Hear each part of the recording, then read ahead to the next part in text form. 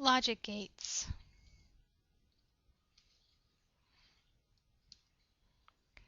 The first symbol that we'll look at, or the first gate that we're going to look at, is called the inverter. The inverter has a triangular shape, and it has a negation symbol at the end of it, or sometimes you may see the negation symbol at the front of it. If you see the rectangular outline symbol, you'll have the polarity or the negation symbols looking like that.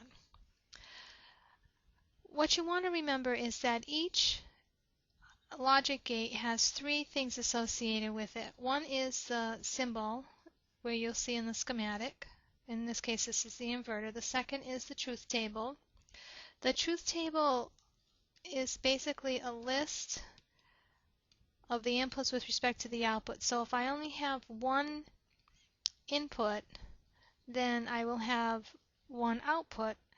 But more specifically, if the input can only be a 1 or a 0, then my output has to be, since an inverter inverts, will be the opposite of what the input is. The third thing is called the Boolean equation and the Boolean symbol. And basically the Boolean symbol is just has the input, this should really be an A, with a line over it. So if I show my input, or if I just show something like this, that means I'm talking about an inverter, or you take the 1 or the 0 and you invert it. And here's a timing diagram. We have this hooked up in an electronic workbench. We have the input going in here, up, down, periodic pulse. And basically, as you can see, the blue line is the output. You're getting whenever the input is up, the output is down. Whenever the input is down, the output is up. So it just inverts the symbol. The AND gate is the next one. It looks like this. It has 2 inputs. There's also a 3-input AND gate and a 4-input AND gate and even an 8-input AND gate. That's the distinctive shape. The truth table. Now, what I like to do is, if I'm listing my truth table, I like to show my combinations. If I have 2 possibilities, and each of those possibilities has 2, there's basically 4 combinations of inputs and output. And the specific thing about an AND gate is the Boolean symbol looks like multiplication. You only will get a high out when both inputs are high. And when you talk about high, it's plus 5 volts. And when you talk about a low, it's ground. So we have 0 is ground, 1 is 5 volts, or it's high. Here's the AND timing diagram. This is a 4-input AND gate. And remember that it's only going to be high when all 4 inputs are high, which happens to be in this little section right here. So otherwise you're going to have a low out, because at any one of those given times you're going to see a low. The OR gate. The OR gate has that symbol. And the OR gate truth table, again, if I look at the 2 input, same combinations, and the OR Boolean expression is A plus B. It's not addition, but it's logical addition.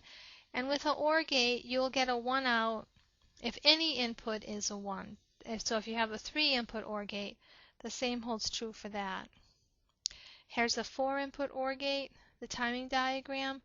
Notice that we get a 1 out at any time when either of these are 1, so it might be easier to look for the condition when they're all low, and they're all low during those sections, and that's when the output goes low. The NAND gate looks like an AND gate with an inverter, and that's exactly what it is. However, it's just on one separate chip. And here's the output for that. If you have 2 lows, you get a 1 out. If you have a low and a high, you get a 1. A high and a low, you get a 1. And the 2 highs, you get a low. So the only time you get a low out is when both inputs are high. And the Boolean expression looks like ANDing, only with a line over it. Now, the line in terms of Boolean algebra is significant, or is similar to parentheses, which means you would do underneath first and then invert. You would not invert A, invert B, and then AND it together. And the NAND timing diagram, and as I had said before, when they're all high, that is when we see the low. It's hard to see, but you basically get the idea. The NOR gate, it's the inverse of the OR. So you can either use a NOR actual chip, or you can use OR chip with an inverter. And here I only get a high when both inputs are low. The Boolean expression is you OR A with B and then you invert.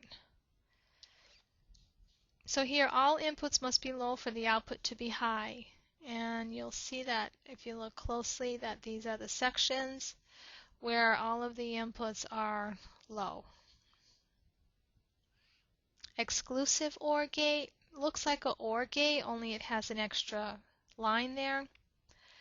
And basically how you can remember this one is when you have an odd number of ones gives a 1 out. So here this is an odd number of ones, this is an odd number of ones, so you get a high out. And you can either remember it as being the expression of this, or if you use the Boolean expression, you would see it with a circle and a plus sign. And here's the timing diagram for this. So if we have an odd number of ones, we get a high out.